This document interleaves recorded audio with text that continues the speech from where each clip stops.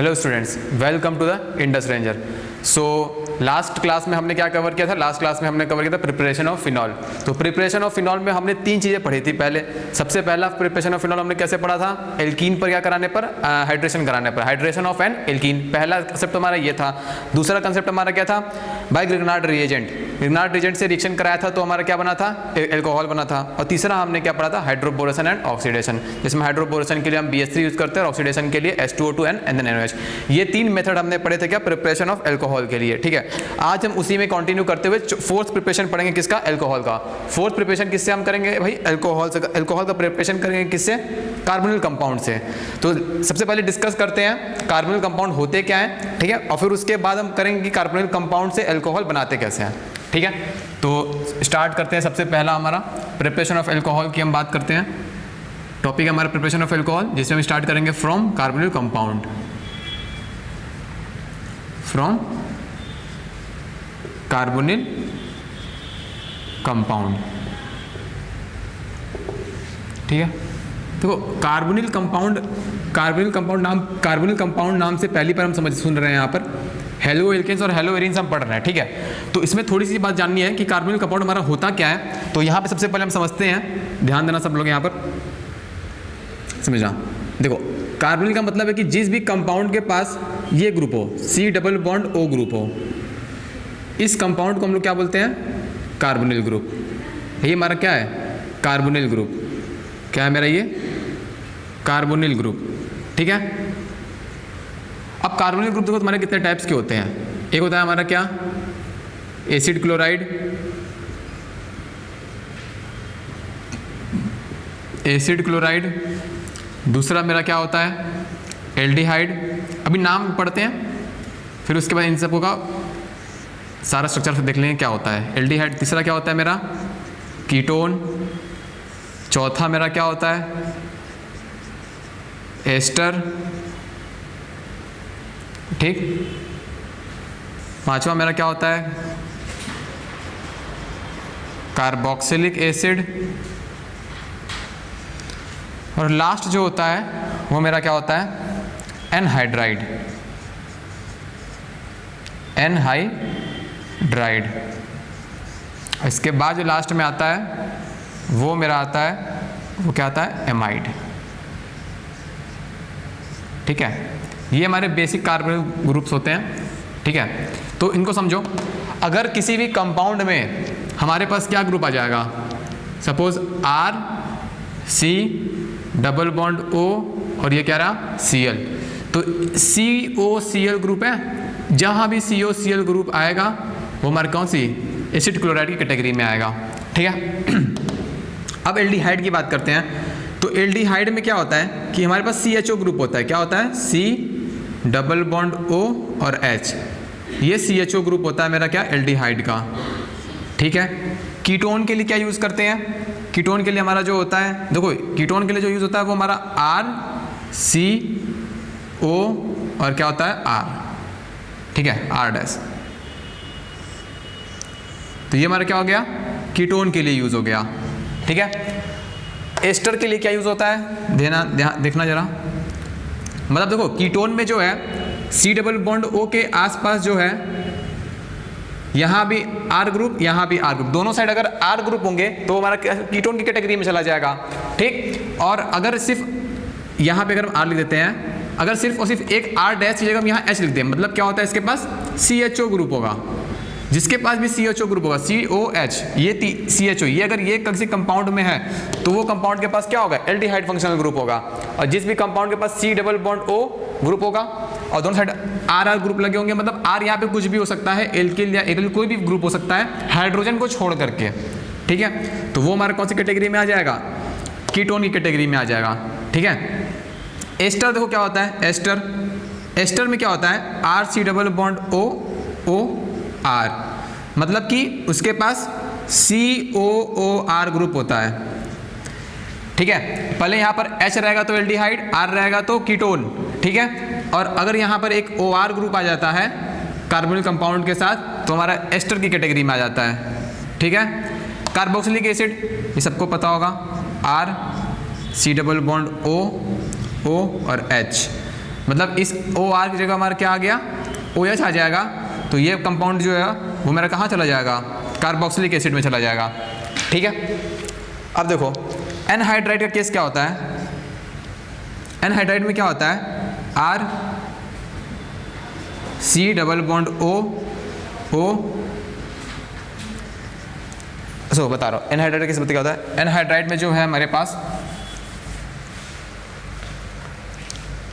R C O R, ठीक है। ये हमारा क्या हो गया, एनहाइड्राइड का केस हो गया। हमारे पास 2 OR ग्रुप आ गए, ठीक है। तो हमारा कौन सा केस हो जाएगा, ये एनहाइड्राइड का ग्रुप हो जाएगा, ठीक। और एमाइड की अगर हम बात करते हैं तो एमाइड में हमारा क्या हो जाएगा, R C double bond O NH2, मतलब C डबल बॉन्ड O के सिर्फ NH2 ग्रुप आ गया, ठीक है। ये NH2 ग्रुप आ गया तो वो हमारा एमाइड के केस में आ जाएगा, ठीक है।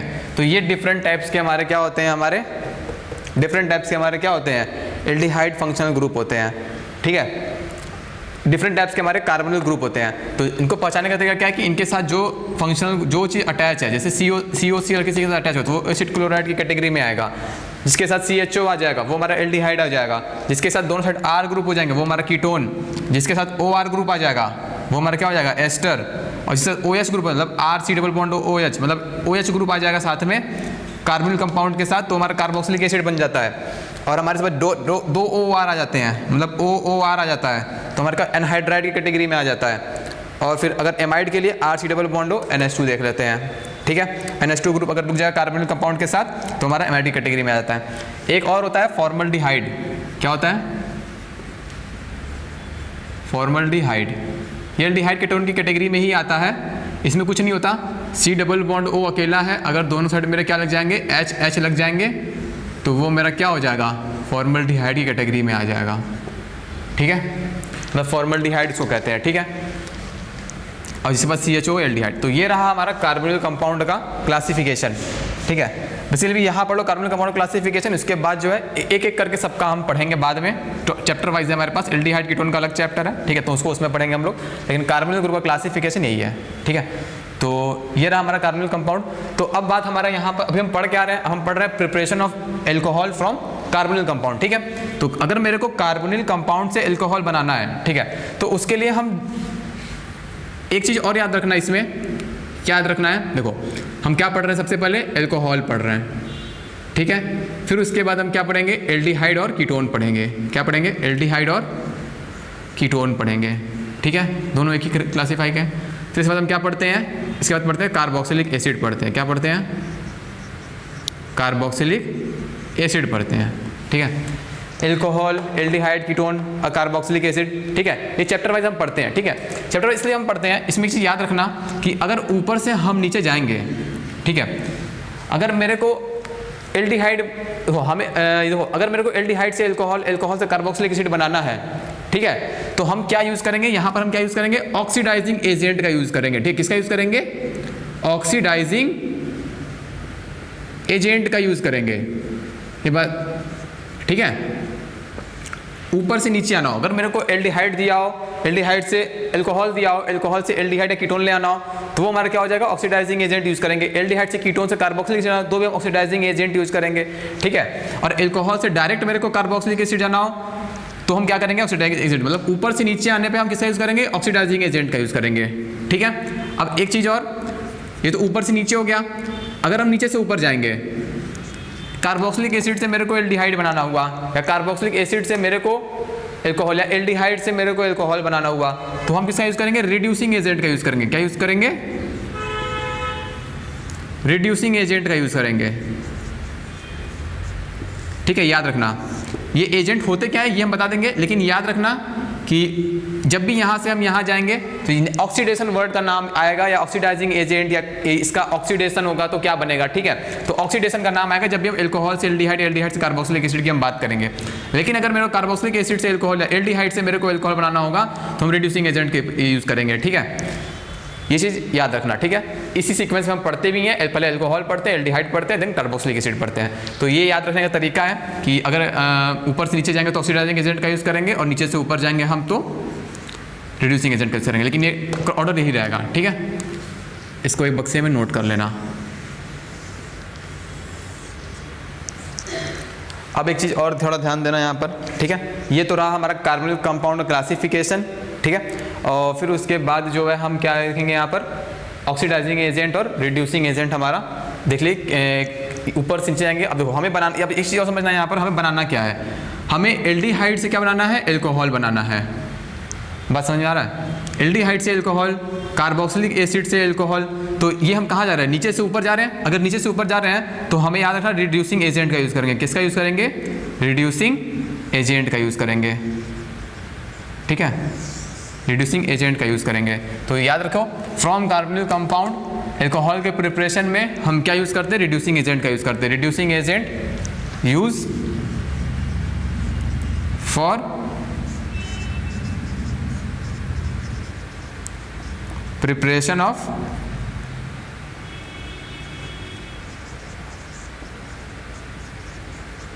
Alcohol from carbonyl compound, from carbonyl compound, ठीक है, स्टार, ठीक है, use for preparation of alcohol, ठीक है। ये तो रहा हमारा क्या, अभी तो हम समझे कि कार्बोनिल कंपाउंड्स होते क्या है, ये इतने टाइप्स के हमारे कार्बोनिल कंपाउंड होते हैं, ठीक है। अब उसके बाद जो हम यूज़ कर रहे हैं कि बनाते कैसे हैं, तो बनाने के लिए सबसे पहले ये ट्रेंड याद रखना आराम से, ये ट्रेंड याद रखे रहोगे, कोई दिक्कत नहीं होगा हमेशा कभी भी। अगर हमें एल्कोहल से एल्डिहाइड यूज़ करना होगा, अगर तुम्हें ऑक्सीडेशन से पूछेगा कि एल्कोहल से एल्डिहाइड मेरे को जाना है, तो कौन से प्रोसेस से को जाएंगे, उसका ऑक्सीडेशन करना होगा, रिडक्शन करना होगा, कि क्या करना होगा, ठीक है। तो ऑक्सीडेशन वाला एग्जाम्पल क्या, ऑक्सीडेशन वाला आंसर क्या होगा, ठीक होगा, एल्कोहल से एल्डिहाइड जाने के लिए, ठीक है। और यदि मेरे को एल्डिहाइड से एल्कोहल जाना है तो उसी का एल्डिहाइड का हम क्या करा देंगे, रिडक्शन करा देंगे, तो उसके लिए क्या करेंगे, रिड्यूसिंग एजेंट का यूज़ करेंगे, ठीक है। तो अब ये याद रखना थोड़ा,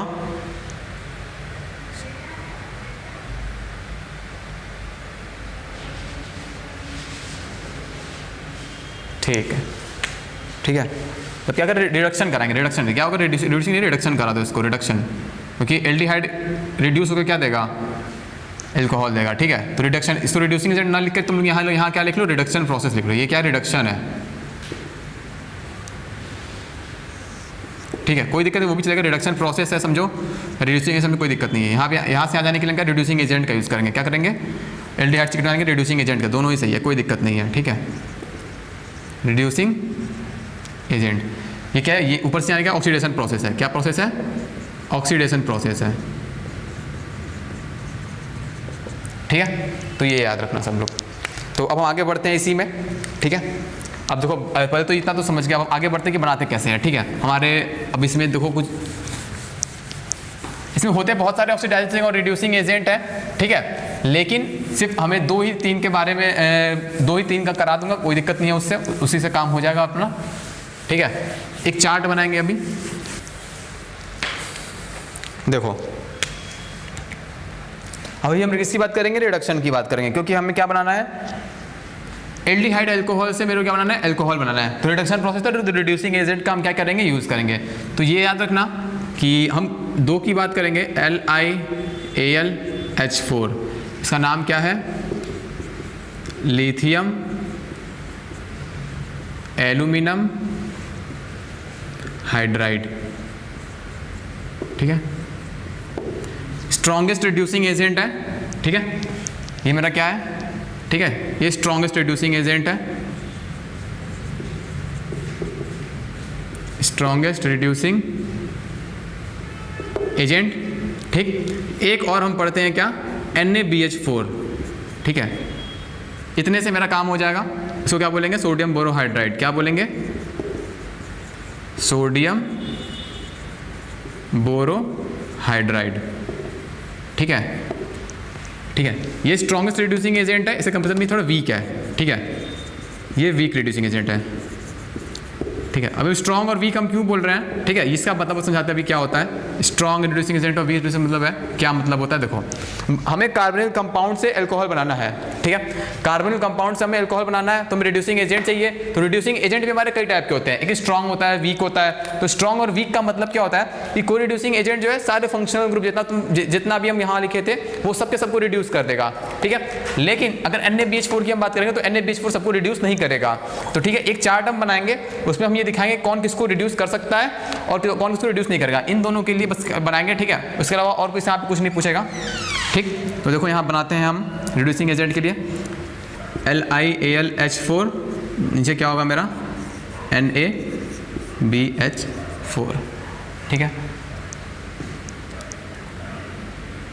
अभी जितने पढ़े थे COCl पढ़े थे, ठीक है, C double bond OH aldehyde, C double bond O CH मतलब CH3 ले लो, कीटोन ले लो, C डबल बॉन्ड O मान लो RCHO R C double bond O OR R C double bond O OH R C double bond O NH2, ठीक। Lithium aluminium hydride है ना, वो सबको reduce करेगा, ठीक है, ये सबको रिड्यूस करेगा। टिक करने का मतलब है कि ये इसको रिड्यूस कर सकता है, रिड्यूस करके आराम से इसको जो है अल्कोहल में कन्वर्ट कर देगा इसको, ठीक। अब बात करते हैं यहाँ पे NaBH4 की बात करते हैं, ध्यान देना। NaBH4 की अगर हम बात करते हैं तो NaBH सिर्फ और सिर्फ एसिड क्लोराइड, एल्डिहाइड और कीटोन को रिड्यूस करता है, बाकी तीनों को रिड्यूस नहीं करता, ठीक है। बस तुम्हें इतने ही तुम्हारा काम हो जाएगा यहाँ पर, ठीक है। अब समझो, ये तो रहा कि रिड्यूस इसको करेगा कि इसको नहीं करेगा। अब सबसे मेन बात आती है कि अगर मेरे पास समझ लो R C double bond O और H है, ठीक है, और हम LiAlH4 यूज़ करते हैं, लिथियम एल्यूमिनियम हाइड्राइड यूज़ करते हैं, ठीक है। तो हमें क्या चाहिए, हमें अल्कोहल चाहिए, तो क्या हो जाएगा RCH2OH, मतलब C डबल बॉन्ड OH को किस में कन्वर्ट कर देगा, ये मेरा CH2OH में कन्वर्ट कर देगा, ठीक है। यही प्रोसेस होता है, रिडक्शन यही होता है, ठीक है, कार्बोनिल कंपाउंड का रिडक्शन, ठीक है। मान लो यही मेरे को ketone they they, RC double bond OR दे दे, ठीक है, NaBH4 दे दे, ठीक है, तो हमारा क्या हो जाएगा RCH2 और ये रहा OH, ठीक है। यहाँ भी क्या रहा, देखो कीटोन ग्रुप रहा, ठीक है,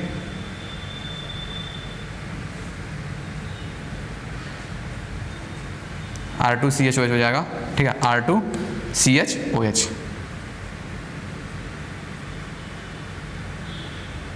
ठीक है। तो ये रहा प्रोसेस, ठीक है। अब इसका मतलब क्या, देखो यहाँ पर अच्छा, अभी कंपाउंड में हमारे पास क्या था, अभी कंपाउंड में सिर्फ एल्डिहाइड था और क्या था, कीटोन था, ठीक है। तो अलग अलग था, तो NaBH4 दोनों को रिड्यूस कर दिया, ठीक है। अगर मेरे पास कंपाउंड में सपोज ये है CH3 C double bond O CH2 C double bond O CH3 ये है, और मेरे को दे दिया क्या NaBH4, एक तरफ दे दिया NaBH4 और एक तरफ क्या दे दिया LiAlH4, ठीक है, LiAlH4। तो अब देखो यहाँ पे बात क्या आ जाती है, देखो यहाँ पे पहले कंपाउंड में पास है, कंपाउंड में पास एक कीटोन ग्रुप है, और एस्टर ग्रुप है, C double bond O group लगा हुआ है, ठीक है, C double bond O group लगा हुआ है। तो समझना थोड़ा सा यहाँ पर ध्यान से, देखो एस्टर ग्रुप ये रहा, कीटोन ग्रुप ये रहा। देखो एस्टर ग्रुप को लिथियम एल्यूमिनियम हाइड्राइड रिड्यूस करता है, लेकिन NaBH4 रिड्यूस नहीं करता, ठीक है। तो अगर NaBH4 हम लेते हैं तो NaBH4 इसको रिड्यूस नहीं करेगा, सिर्फ किसको रिड्यूस करेगा, कीटोन को रिड्यूस करेगा। तो कीटोन को रिड्यूस करेगा तो हमारा बनने वाला प्रोडक्ट क्या बन जाएगा, RCH3, बस यहाँ C डबल बॉन्ड हो क्या कर देना है, COH लगा दो, CH2 हो जाएगा, ठीक है, C double bond O CH3, ठीक है। बस समझ में आया सबको। एस्टर मेरा एज इट इज पड़ा रहेगा, ये हमारा किस में कन्वर्ट हो जाएगा, CHOH में कन्वर्ट हो जाएगा। यहाँ तक बात क्लियर है, ठीक है। अब इसके आगे थोड़ा ध्यान देते हैं। अब देखो लिथियम एल्यूमिनियम हाइड्राइड है, ये स्ट्रॉन्ग रिड्यूसिंग एजेंट है। देखो यही स्ट्रॉन्ग और वीक का मतलब होता है। स्ट्रॉन्ग का मतलब क्या है कि सबको रिड्यूस कर देगा, और वीक का मतलब क्या है, क्या कह रहा है, ये सेलेक्टिविटी दिखाएगा, मतलब किसी को रिड्यूस करेगा किसी को रिड्यूस नहीं कर पाएगा। ठीक, तो अगर मेरे पास एक कंपाउंड में कीटोन है और एस्टर दोनों है, NaBH4 यूज करेंगे तो एस्टर को रिड्यूस नहीं करेगा, हमारा सिर्फ और सिर्फ किसको, कीटोन को रिड्यूस कर देगा। कीटोन को रिड्यूस करके हमें अल्कोहल का प्रिपरेशन कर देगा। ठीक है, और यही से हम लिथियम एल्यूमिनियम हाइड्राइड ले लेते हैं। रिजेंट मेरा क्या है, LiAlH4, इसको ऐसे भी दिखाते हैं। लिथियम एल्यूमिनियम हाइड्राइड को जो है ना शॉर्ट में ऐसे भी लिखते हैं, LaH, लिथियम एल्यूमिनियम हाइड्राइड। ठीक है, तो यहाँ पे देखो क्या होगा, ये CH3 रहेगा ऐसे ही। ठीक है, ये CH हो जाएगा, ये OH हो जाएगा। इसको तो रिड्यूस करेगा ही करेगा, साथ ही साथ जो है एस्टर को भी रिड्यूस कर देगा। जो कंपाउंड बनेगा वो मेरा क्या बन जाएगा, CH2OH। ठीक है, ये मेरा कंपाउंड बन जाएगा। ठीक है, तो अभी तक तुम अब देखो यहाँ पे क्या पढ़ लिए, यहाँ पे देखो क्या पढ़े, अल्कोहल का प्रिपरेशन पढ़े हो किससे, एल्डिहाइड से भी पढ़ लिए। ठीक है, कीटोन से भी पढ़ लिए। ठीक है, तो जितने होते हैं तुम अभी देखो, जितने होते हैं वहाँ सबसे पहले मैंने क्या लिखवाया था, वहाँ पर एक जगह इससे पहले वाले में क्या लिखवाया था, यहाँ पे क्या लिखवाया था, एल्डिहाइड कीटोन, एल्डिहाइड कीटोन, और नीचे क्या लिखवाया था, कार्बोक्सिलिक एसिड। तो दोनों ही जो है हमारे ऊपर क्या बनाएंगे, अल्कोहल बनाते हैं। ठीक है, तो ये चीज़ नोट कर लेना। एल्डिहाइड दिया रहेगा, अगर तुम्हें एल्डिहाइड दिया रहेगा, कीटोन दिया रहेगा, कार्बोक्सिलिक एसिड दिया रहेगा और एक रिड्यूसिंग एजेंट दिया रहेगा। ठीक है, तो तुम वहाँ से अल्कोहल बना सकते हो अगर वो रिड्यूसिंग एजेंट उसको रिड्यूस करता है तो। ठीक है, तो ये रहा मेरा लास्ट टॉपिक, किसका, प्रिपरेशन ऑफ अल्कोहल का फ्रॉम कार्बोनिल कंपाउंड। तो प्रिपरेशन ऑफ अल्कोहल में हमें 4 चीज़ें पढ़नी होती हैं। पहला हाइड्रोबोरेशन ऑक्सीडेशन, दूसरा हाइड्रेशन ऑफ एल्कीन, तीसरा लिग्नार्ड रिएजेंट से, और चौथा रिड्यूसिंग एजेंट यूज़ करके। ठीक है, तो ये 4 मेथड है प्रिपरेशन ऑफ अल्कोहल के। ठीक, अब इसके बाद हम क्या देखेंगे, अब इसके बाद हम देखेंगे क्या, प्रिपरेशन ऑफ फिनॉल। ठीक है, प्रिपरेशन ऑफ फिनॉल।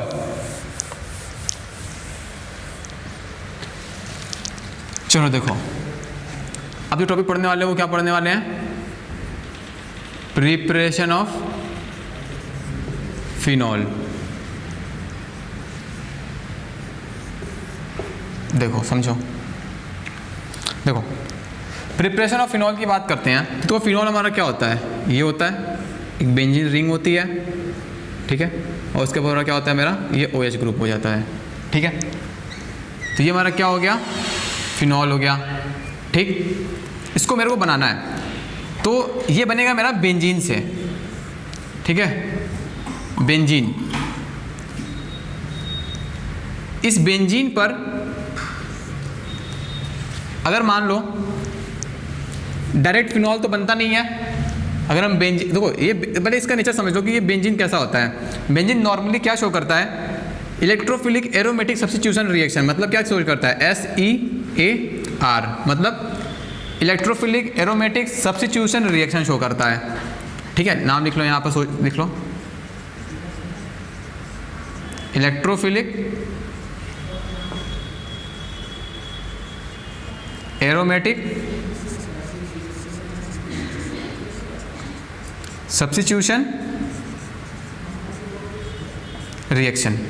ठीक है, तो बेंजीन है, बेंजीन के पास इलेक्ट्रॉन डेंसिटी ज़्यादा है। ठीक है, ऊपर नीचे दोनों तरफ क्या होती है, ये बेंजीन है तो बेंजीन के ऊपर भी इलेक्ट्रॉन डेंसिटी है और नीचे भी इलेक्ट्रॉन डेंसिटी है। ठीक है, तो अगर इसके पास इलेक्ट्रॉन डेंसिटी ज़्यादा है तो कोई मेरे पास इलेक्ट्रोफाइल है E+।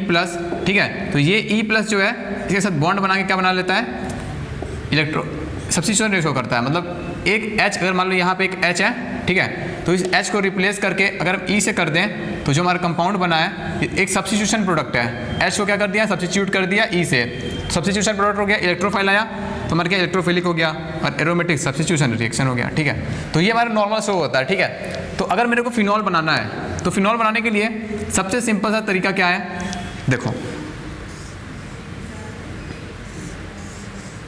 डायरेक्ट फिनॉल नहीं बनता। ठीक, ये तो ये इन जनरल हमें ये जनरल रिएक्शन है इसका। ठीक है, ये जनरल रिएक्शन है। बेंजीन साथ ही साथ न्यूक्लियोफिलिक सब्स्टिट्यूशन रिएक्शन भी शो करता है। क्या शो करता है? SN, मतलब न्यूक्लियोफिलिक सब्स्टिट्यूशन रिएक्शन, न्यूक्लियोफिलिक, लेकिन ये बहुत इसकी कंडीशन डिफरेंट होती है, ठीक है। न्यूक्लियोफिलिक सब्स्टिट्यूशन रिएक्शन समझना जरा। देखो देखो एक बात समझो, ये तो ऑलरेडी न्यूक्लियोफाइल है, ठीक है, ये ऑलरेडी न्यूक्लियोफाइल है। तो न्यूक्लियोफाइल इस पर कैसे आएगा? जब इलेक्ट्रॉन डेफिशिएंट होगा, जब इलेक्ट्रॉन डेफिशिएंट होगा तो इसको इलेक्ट्रॉन डेफिशिएंट, तो जब ये बेंजीन इलेक्ट्रॉन डेफिशिएंट होगा तो ये हमारा जो है न्यूक्लियोफाइल आएगा, ठीक है, जैसे समझो यहाँ पर। और इसके लिए बहुत ही हाई मतलब कंडीशन बहुत डिफरेंट होता है। ये नॉर्मल रिएक्शन, ये normal temperature, normal temperature, normal pressure reaction show करता है, लेकिन इसके लिए हमें एक स्पेसिफिक कंडीशन चाहिए होता है। क्या चाहिए होता है? Specific condition. अगर ये स्पेसिफिक कंडीशन दिया होगा तो ही जो है क्या होगा, न्यूक्लियोफिलिक सब्स्टिट्यूशन रिएक्शन शो करेगा। जैसे फॉर एग्जांपल अगर मेरे को एल्कोहल बनाना है, ठीक है, तो एल्कोहल बनाने के लिए फिनॉल बनाना है, तो फिनॉल बनाने के लिए हम क्या यूज़ करते हैं?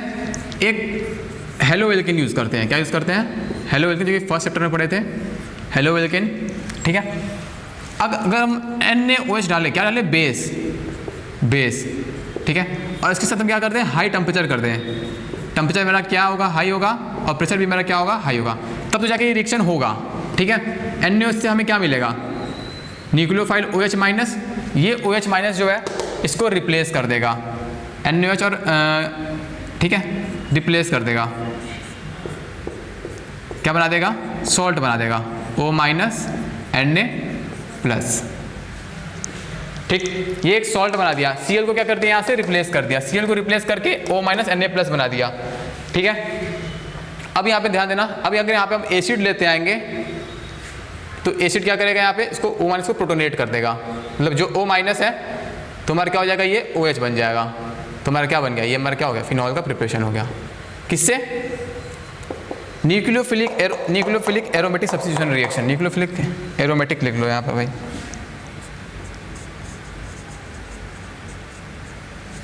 ठीक है। न्यूक्लियोफिलिक एरोमेटिक सब्स्टिट्यूशन रिएक्शन की अगर हम बात करते हैं, ठीक है, तो न्यूक्लियोफिलिक एरोमेटिक सब्स्टिट्यूशन बहुत ही नॉर्मल रिएक्शन शो नहीं करता। ये जो है इसके लिए स्पेसिफिक कंडीशन चाहिए होता है। अगर हमारे पास हाई टेम्परेचर और हाई प्रेशर होगा, ठीक है, तो ही हमारा रिएक्शन शो होगा, ठीक है। और यहाँ पर क्या है? हेलो एल्केन है, ये क्या है? मेरा क्लोरोबेंजीन। तो इस क्लोरोबेंजीन पर जब हम न्यूक्लियोफाइल एक स्ट्रॉन्ग बेस चाहिए, एक चीज़ याद रखना, हमें क्या चाहिए होता है? स्ट्रॉन्ग बेस चाहिए होता है। ये हमारा क्या? स्ट्रॉन्ग बेस है,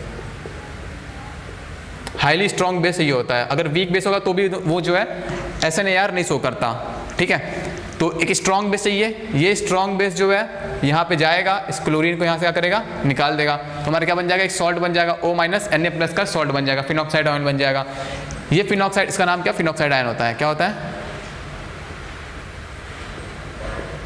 फिनॉक्साइड आयन, ठीक है।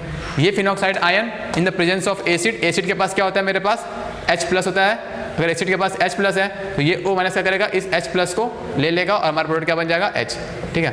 तो देखो हमें H एसिड से मतलब क्या है? बस हमें H प्लस से मतलब है कि हमारा क्या होना चाहिए? कंपाउंड के पास H प्लस है तो वो phenoxide ion O minus H plus को एक्सेप्ट करके OH बना लेगा और जो हमारा कंपाउंड है फिनॉल बन जाएगा।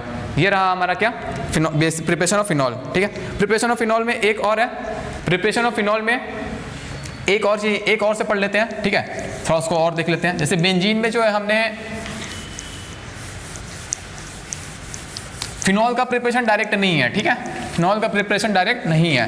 फिनॉल के लिए जो है हमें कुछ ना कुछ जो है बनाना पड़ेगा, पहले उसके लिए रिएजेंट तैयार करना पड़ेगा, फिर उसके ऊपर रिएक्शन कराएंगे तो हमारा जो है फिनॉल का फिनॉल बन जाएगा, ठीक, समझो जरा। Second method of preparation of phenol का क्या है? देखो देखो, ये बेंजीन है, इस बेंजीन पर क्या ले लो? टॉल्यूइन ले लो, NH2 ले लो, ठीक है, मेरा क्या है? एनिलीन, इसका नाम क्या है? एनिलीन, ठीक है। अगर इस एनिलीन पर हम किसका रिएक्शन करा देंगे? NaNO2 plus HCl, NaNO2 plus HCl ले लेंगे, ठीक है। तो ये रिएजेंट बहुत ही स्पेसिफिक रिएजेंट है डाई यूरेनियम सॉल्ट बनाने के लिए, ठीक है। डाइजोनियम सॉल्ट बनाने के लिए, ठीक है। तो अगर इसका NaNO2 प्लस HCl लेंगे ना, ये NaNO2 प्लस HCl इस NH2 को किस में कन्वर्ट करता है देख लो, डाइएजोनियम सॉल्ट में कन्वर्ट कर देगा। सॉल्ट एक हमारा N2 प्लस Cl माइनस, बस में इसको हम क्या बोलेंगे, डाई एजोनियम सॉल्ट। तो याद रखना, जब भी अगर कभी भी हमें डाई एजोनियम सॉल्ट बनाना होगा, इस रिएजेंट का हम यूज करेंगे, हमेशा इसी रिएजेंट का यूज करेंगे, NaNO2 प्लस HCl का यूज करेंगे।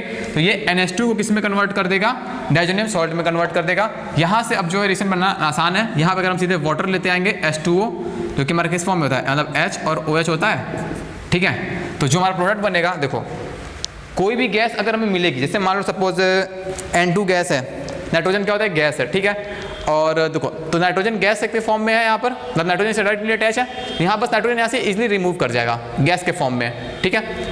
Cl बचेगा, तो ये Cl जो है वाटर मॉलिक्यूल के H के साथ रिएक्ट करके क्या बना देगा, HCl बना देगा, ठीक। बचा क्या मेरे पास, OH, ठीक। देखो मैकेनिज्म होता है, ठीक है, ये मेथड है बनाने का, ठीक है, शॉर्ट मेथड है कि किससे हमारा क्या बन सकता है। तो N2 गैस को इस तरह हम रिलीज कर देंगे, ठीक है।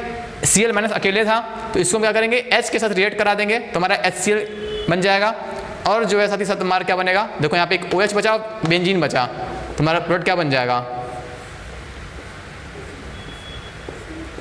फिनॉल, बना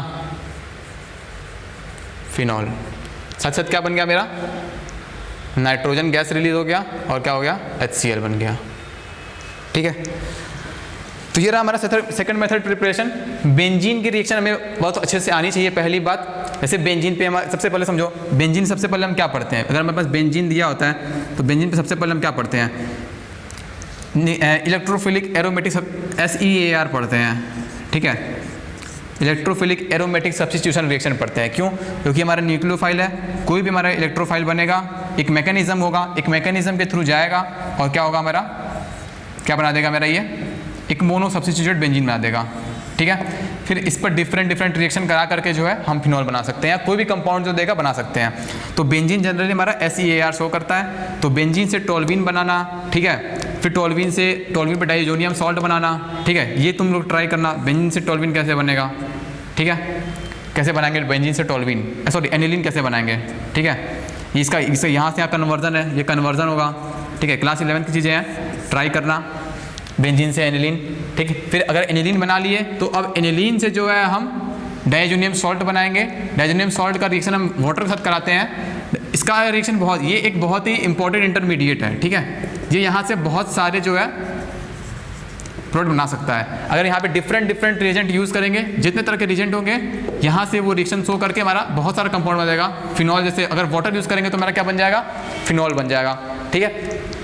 इसका और भी सारा रिएक्शन है, बस यहाँ पे रिएजेंट का डिफरेंस होता है। अगर यहाँ पे वाटर यूज़ किए थे हम, ठीक है, यहाँ पे कुछ और रिएजेंट यूज़ कर देंगे, हाइड्रोजन फ्लोराइड का कुछ भी यूज़ कर देंगे, तो हमारा क्या बन जाएगा, हेलो एल्केन बन जाएगा, फिनॉल बन जाएगा, सब कुछ बन जाएगा वहाँ से। ये बस डिफरेंट, तो ये एक बहुत ही इंपॉर्टेंट इंटरमीडिएट है, ठीक है।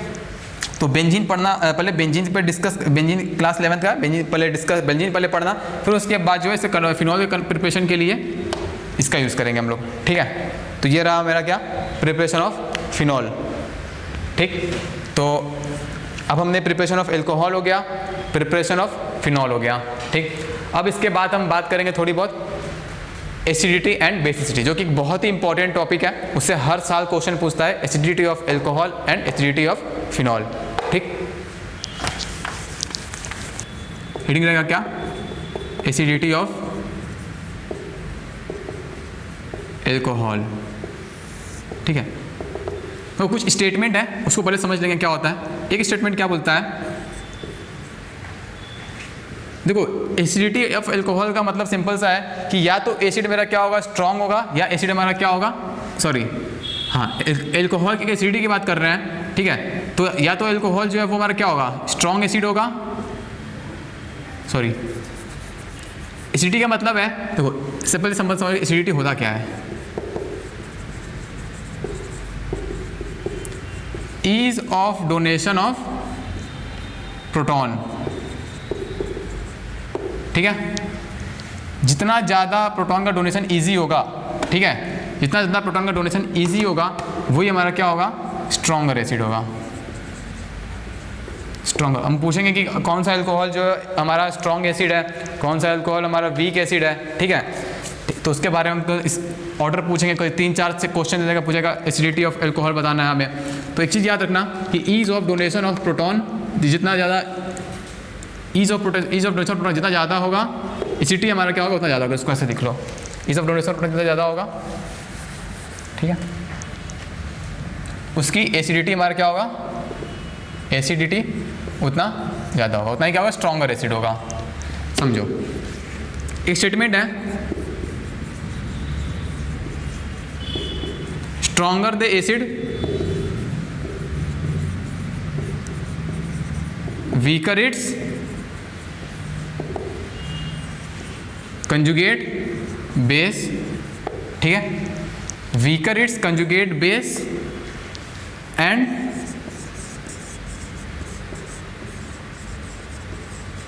Week bases are stable bases. बात समझना सब जरा। देखो ये बहुत ही इंपॉर्टेंट कॉन्सेप्ट है एसिडिटी बेसिसिटी पढ़ने के लिए। Stronger the acid weaker its conjugate base and weak bases are stable bases, ठीक है।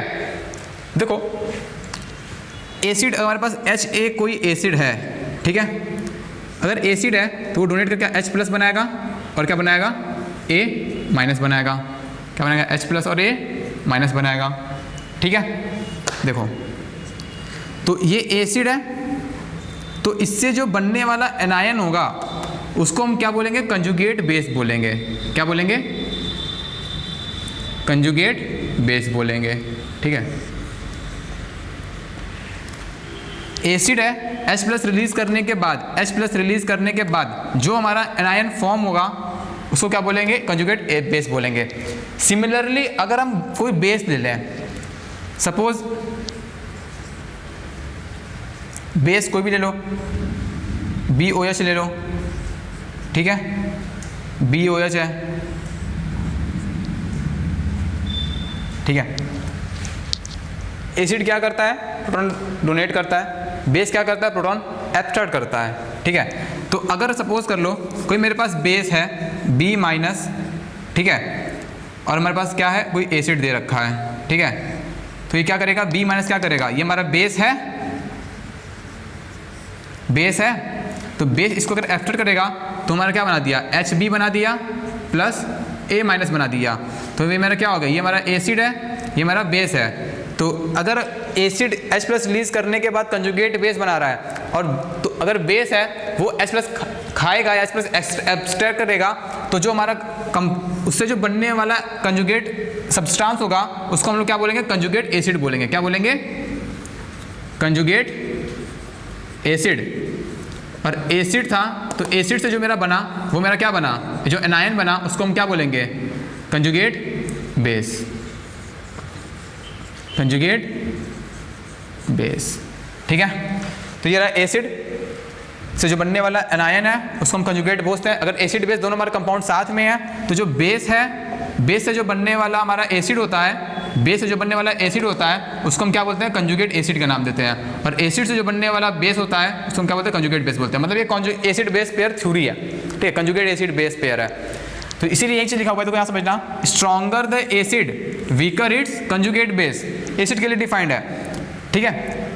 तो एसिड के लिए डिफाइंड है, मतलब क्या है कि अगर हमारा एसिड जो है हमारा स्ट्रॉन्ग एसिड है, कोई एसिड को स्ट्रॉन्ग एसिड तभी बोलेंगे जब उसका कंजुगेट बेस क्या होगा, वीक होगा। क्या होगा, वीक होगा। कोई एसिड हमारा स्ट्रॉन्ग तभी होगा, ये एसिड मेरा स्ट्रॉन्ग तभी होगा, ठीक है, तभी होगा जब ये कंजुगेट बेस क्या होगा मेरा, वीक होगा। वीक इन द सेंस क्या मतलब है, वीक इन द सेंस मतलब ये है कि वीक, अब देखो वीक का मतलब क्या है कि weak bases are stable bases, मतलब जो बनने वाला बेस है, ये जो बेस है अगर ये मेरा स्टेबल बन गया, ये मेरा अगर स्टेबल बेस है, स्टेबल बेस है, ठीक है, अगर स्टेबल बेस है तो बनने वाला जो एसिड होगा वो हमारा क्या होगा, स्ट्रॉन्ग होगा। ये थ्योरी यही बताता है, ठीक है। तो ये चीज़ और डिस्कस करेंगे जीओसी में, ठीक है। अभी फिलहाल कितने जानते हैं कि stronger the acid weaker its conjugate base and weak base stable bases. अब बोलेंगे हम कि ये जो बेस बना है, ये जो एनायन बना है, ये एनायन हमारा स्टेबल बेस है, मतलब इसकी हमें स्टेबिलिटी चेक करनी पड़ेगी। समझो जरा, देखो अगर ये मेरा एसिड है, एसिड से बनने वाला एनायन है, अगर ये एनायन मेरा स्टेबल हो गया, क्या हो गया, स्टेबल हो गया, तो क्या कहलाएगा, स्टेबल बेस कहलाएगा। और जब स्टेबल बेस कहलाएगा तो जो इसका जो इसका जो ओरिजिन है, इसका जो पेरेंट एटम, इसका जो पेरेंट आयन है, पेरेंट कंपाउंड है, जो एसिड है, वो हमारा क्या हो जाएगा, वो स्ट्रॉन्गर एसिड होगा। तो हम अब जो यहाँ पे बात आती है कि नेगेटिव चार्ज की स्टेबिलिटी की, ये हमें कौन बताएगा, ये हमें बताएगा जीओसी। नेगेटिव चार्ज की स्टेबिलिटी कैसे हम देखते हैं, ठीक है। तो ये जीओसी में हमने पढ़ रखा होगा कि नेगेटिव चार्ज की स्टेबिलिटी हम कहाँ से कैसे पढ़ते हैं, ठीक है। तो हम सीधे टॉपिक की बात करते हैं कि अल्कोहल की बेस एसिडिटी की हम बात करते हैं, ठीक है। तो बस ओवरऑल हमें क्या देखना है एट द एंड कि एसिडिटी अगर हमें चेक करनी है तो हमें क्या चेक करना होगा, जो उससे जो बनने वाला एनायन है, उसका कॉन्जुगेट बेस है, वो हमारा स्टेबल है कि नहीं है। तो एट द एंड हमें यही रिजल्ट मिला है कि stronger the acid, weaker its conjugate base and weak bases are stable bases, ठीक है। तो इसमें सिंपल सा अल्कोहल के हम एक छोटा सा एग्जांपल लेते हैं अल्कोहल का, देख लेते हैं। देखो हमने क्लासिफिकेशन ऑफ अल्कोहल में हमने 3 टाइप के अल्कोहल पढ़े थे। कौन कौन सा, प्राइमरी, सेकेंडरी एंड टर्सरी, ठीक है। प्राइमरी अल्कोहल क्या होता है, CH3, CH2 और एक OH। सबको पता है, बताने की जरूरत नहीं। ये फंक्शनल ग्रुप, ये रहा अल्फा कार्बन, अल्फा कार्बन से एक कार्बन डायरेक्टली बॉन्डेड है तो हमारा ये कार्बन कैसा हो जाएगा, प्राइमरी, ठीक है। ये रहा CH3, ये रहा CH, ये रहा CH3, ये रहा क्या हो गया, OH। Functional group alpha carbon, 2 carbon से डायरेक्टली बॉन्डेड, क्या हो जाएगा मेरा ये, सेकेंडरी अल्कोहल। CH3, CH3, क्या हो गया मेरा ये, OH। अल्फा कार्बन, 3 कार्बन से directly bonded, alpha carbon, alpha carbon, alpha carbon, ठीक है। तो मेरा क्या हो गया ये, 3 डिग्री, ठीक है। तो अब यहाँ पर ध्यान देना, देखो अल्कोहल है, देखो अल्कोहल में जो ये हमारा H होता है ना, ये बॉन्ड जो है, ये H जो है, यही हाइड्रोजन एसिडिक है। एसिडिक इन द सेंस मतलब कि क्योंकि OH बॉन्ड क्या है, हमारा पोलर बॉन्ड है। ये मतलब इसके ऊपर डेल्टा प्लस डेल्टा माइनस, ये हो गया delta plus delta minus, delta plus और डेल्टा माइनस, क्योंकि वो हमारा मोर इलेक्ट्रोनेगेटिव एटम है हाइड्रोजन से, तो क्या करेगा, इलेक्ट्रॉन जो पेयर है वो अपनी तरफ खींच के रखा रहेगा। जब खींच के रखा रहेगा तो हाइड्रोजन के ऊपर चार्ज कैसा आ जाएगा, इलेक्ट्रॉन डेफिशिएंट, और चार्ज कैसा आ जाएगा, पार्शियल पॉजिटिव। तो मतलब कोई भी हमारा जो वीक बेस होगा वो हमारा क्या करेगा, इसको प्रोटॉन को लेके इजिली चला जाएगा। तो अगर मैं कहना होगा कि प्राइमरी, सेकेंडरी और टर्सरी अल्कोहल में से कौन सा ज़्यादा एसिडिक है, मतलब किसका हाइड्रोजन जो है ईजिली निकल जाएगा, ये जो हाइड्रोजन है जिसका ईजिली रिमूव हो जाएगा, ठीक है, वही हमारा क्या होगा, स्ट्रॉन्गर एसिड होगा, ठीक। तो अगर हमें देखना है कि कौन सा ज़्यादा एसिडिक है, ठीक है, तो हमें सिंपल सा कुछ नहीं करना, हमें इसका एनायन बनाना है, कंजुगेट बेस बनाना है, और कंजुगेट बेस की स्टेबिलिटी चेक करनी है, बस और कुछ नहीं करना है इसमें। समझो क्या करना है, CH3, CH2, O minus, H plus को यहाँ पे सब में क्या करना है, रिमूव कर देना है। CH3, CH, CH3, O minus, CH3, C, CH3, CH3, O minus, ठीक। तो सब में से H को निकाल दिए, यहाँ से भी H को निकाल दिए, O माइनस बन गया, O माइनस, ठीक है। तो अब ध्यान देना, देखो सबको पता है कि ये जो हमारा एल्किल ग्रुप है, ये जो एल्किल ग्रुप है, एल्किल ग्रुप का नेचर कैसा होता है, प्लस I शो करेगा, प्लस H शो करेगा, मतलब इलेक्ट्रॉन डोनेटिंग ग्रुप का नेचर होता है। कैसा होता है, इलेक्ट्रॉन डोनेटिंग ग्रुप, ठीक है। एल्किल ग्रुप में सर कैसा होता है, इलेक्ट्रॉन डोनेटिंग ग्रुप। तो एक बात बताओ, ये 2 CH3 है, यहाँ पर 3 CH3 हैं। यहाँ पे एल्किल ग्रुप का जो नेचर होता है वो इलेक्ट्रॉन डोनेटिंग ग्रुप होता है, ठीक है। एक चीज़ याद रखना कि कोई भी एटम जो है अपने ऊपर चार्ज जो है वो कम से कम रखना चाहेगा। ये नहीं चाहेगा कि मेरे ऊपर चार्ज जो है, जैसे मान लो इसके पास इलेक्ट्रॉन रिच है, ठीक है, तो ये नहीं चाहिए कि मेरे पास और इलेक्ट्रॉन आए, ठीक है। ये क्या चाहेगा कि मेरे पास इलेक्ट्रॉन की डेफिशिएंसी खत्म हो, न्यूट्रल स्टेट में आना चाहेगा। जितना पास वो न्यूट्रल स्टेट के होगा वो उतना ज़्यादा स्टेबल होगा। नेगेटिव चार्ज की स्टेबिलिटी का मतलब यही है, ठीक है। तो अगर ये इलेक्ट्रॉन डोनेट कर रहा है, तो ऑक्सीजन पर इलेक्ट्रॉन डेंसिटी क्या होगी, मेरी बढ़ेगी ना। अब यहाँ पे समझना, यहाँ पे सिर्फ और सिर्फ एक एल्किल ग्रुप था, इलेक्ट्रॉन डेंसिटी को बढ़ा रहा था, ठीक है। यहाँ पे ध्यान देना, यहाँ पर जो है 2 इलेक्ट्रॉन डेंसिटी जो है बढ़ा रहे हैं, ठीक है। और यहाँ पर क्या है, 3 जो ग्रुप जो है क्या कर रहे हैं वो, कार्बन पर इलेक्ट्रॉन डेंसिटी बढ़ा रहे हैं और ऑक्सीजन पे क्या हो रहा है बेसिकली, ओवरऑल इलेक्ट्रॉन डेंसिटी बढ़ता जा रहा है। तो मतलब जो है जितना ज़्यादा इलेक्ट्रॉन डोनेटिंग ग्रुप बढ़ता जाएगा उसकी एसिडिटी क्या होगी हमारी उतनी ही कम हो जाएगी, क्योंकि ऑक्सीजन पर इलेक्ट्रॉन डेंसिटी क्या हो रहा है, बढ़ता जा रहा है, घट नहीं रहा। तो और नेगेटिव चार्ज को स्टेबल होने के लिए हमें क्या होना चाहिए, नेगेटिव चार्ज को स्टेबल होने के लिए हमें जो है इलेक्ट्रॉन डेंसिटी कम से कम होनी चाहिए थी, लेकिन ये क्या हो रहा है यहाँ पे बढ़ रहा है, उसका अपोजिट हो रहा है। तो जो जितना ज़्यादा बढ़ाएगा उसकी एसिडिटी हमारी क्या होगी, उतनी कम होगी। तो अगर हम ऑर्डर की बात करते हैं तो देखो ये हमारा क्या हो जाएगा, ये सबसे लीस्ट स्टेबल हो गया, ये क्या हो गया, लीस्ट स्टेबल, क्योंकि यहाँ पर ऑक्सीजन पे इलेक्ट्रॉन डेंसिटी सबसे ज़्यादा बढ़ रही है। ये हमारा क्या हो गया, मोर स्टेबल हो गया। तो अब पिछला वाला कंसेप्ट याद करो, stronger the acid weaker its conjugate base and weak bases are stable bases.